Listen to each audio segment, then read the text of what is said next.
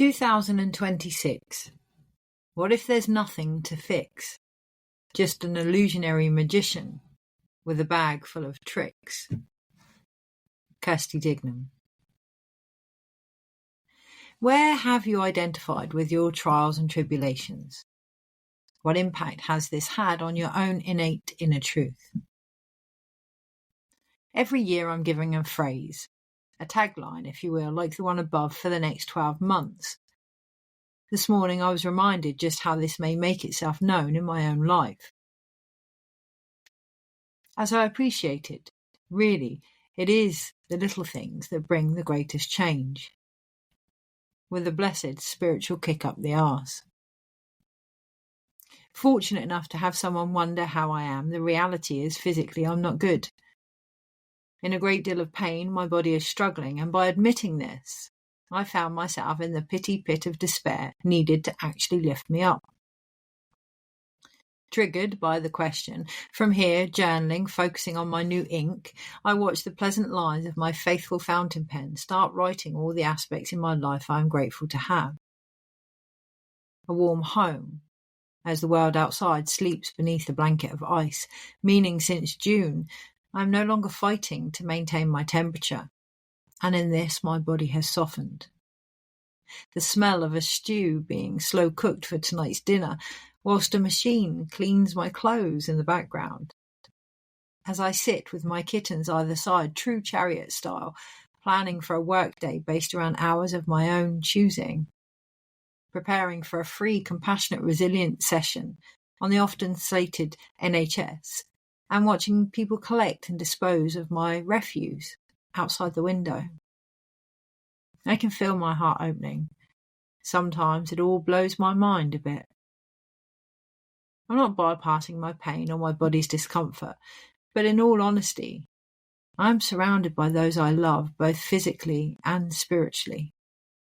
Living a life which, let's face it, is a bonus for many that have woke this morning, where my needs are met, inevitably often in ways I hadn't thought of, provided, of course, I can let go of assumptions, attachment to outcome, and really be with what is. All helping me to realise, although the current circumstances I find my health in are draining, uncomfortable, upsetting and frustrating, they are not everything. I am doing all I can about them, and they too shall pass. A concept I, like so many of us, often forget in the very depths of what is happening. Change is the only constant, the ultimate lesson we must all take forward into next year, if we wish to not only appreciate the process, but see past the trickery of repetition, based purely on our own fears and doubts, of the creative magic, the currency and perspective we each possess from within. Settling into my own this morning, shuffling the tarot for the daily dose, recalling my earlier meditation with Merlin, no less, as I watched myself become the tea he was drinking, the spoon stirring independently within it, the sugar cubes jumping into his cup, merging with everything. I remembered his words. Never forget you are part of each piece, and they you. Acknowledge your responsibility in this.